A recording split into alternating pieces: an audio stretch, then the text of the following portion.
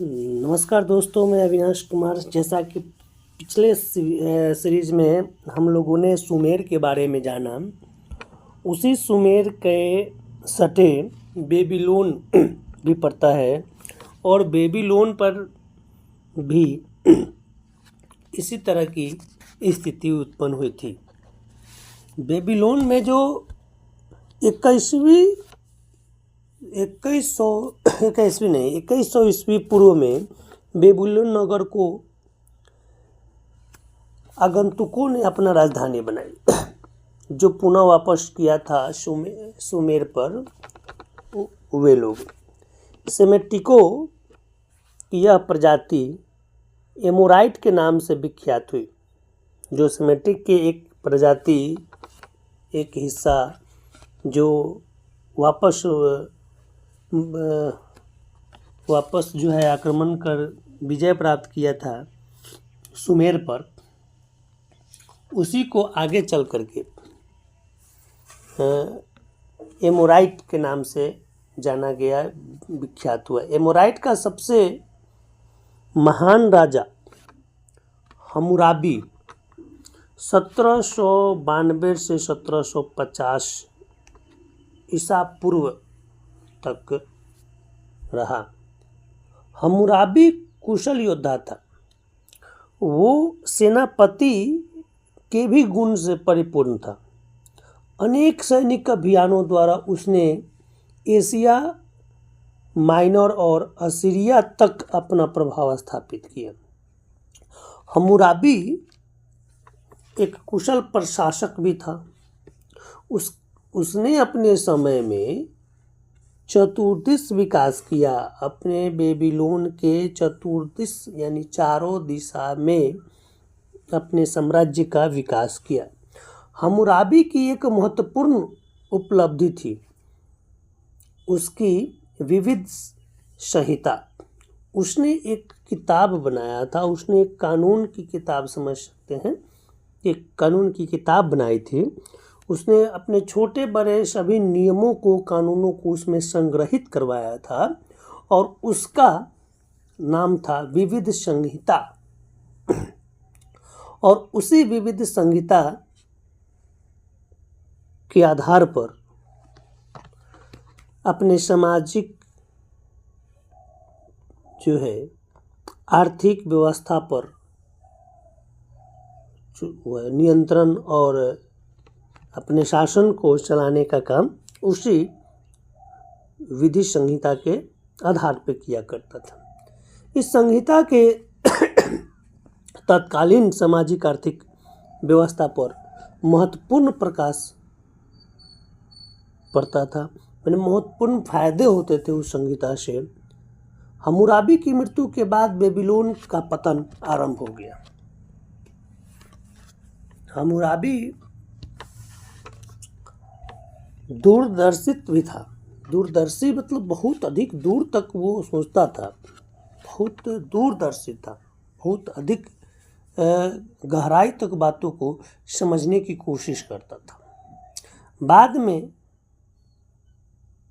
कसाइटों ने बेबीलोन पर अधिकार कर लिया। उसका स्थान हिटियों ने लिया। कसाइटों के बाद फिर हिटियों ने उसका स्थान लिया। इसके शासनकाल में बेबीलोन ने अराज्य की स्थिति अपनाई, अराजकता आ गई और इसका लाभ उठा करके असुरदन 1183 से 1140 ईस्वी पूर्व असुरदन ने असीरिया के स्वतंत्र राज्य की स्थापना की। असीरियाई साम्राज्य के पतन के बाद केल्डियोन ने बेबीलोन पर अधिकार कर लिया और केल्डियन राजा नेबोपोलासस 625 से 604 ईस्वी तक बेबीलोन पर पुनर्निर्माण का कार्य करवाया और उसी ने बेबीलोन में झूलते बाग का निर्माण कराया। बेबीलोन का एक पहचान भी है झूलते बाग। और उसने बेबीलोन पे झूलते बाग का निर्माण कराया। इस समय से ईरान के एकेमेनिड हखामनी विजय और सिकंदर द्वारा 331 ईस्वी पूर्व में पराजित होने के बाद बेबीलोन विश्व का प्रमुख नगर बना। 331 ईस्वी पूर्व में सिकंदर ने इस बेबीलोन पर विजय प्राप्त किया था।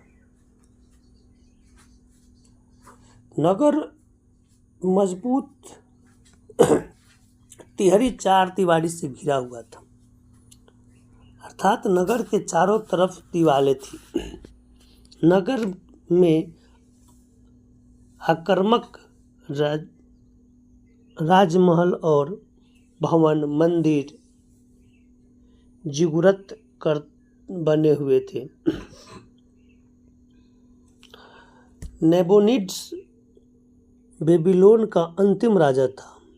उसने प्राचीन परंपरा का पालन करते हुए अपनी पुत्री को महिला पुरोहित के रूप में प्रतिस्थापित किया और उसने अक्कद के राजा सारगोन की टूटी हुई मूर्ति, जिस पर उसका नाम खुदा हुआ था, उसकी मरम्मत करवाई।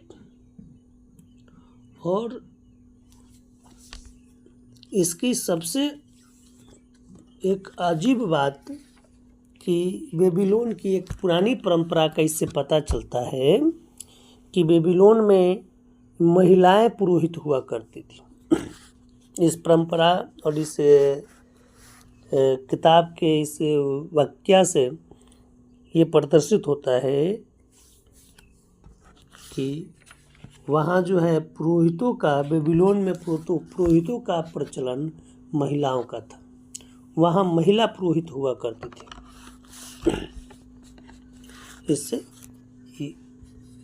एक बहुत सुंदर महिलाओं के प्रति एक उस समय ईसा के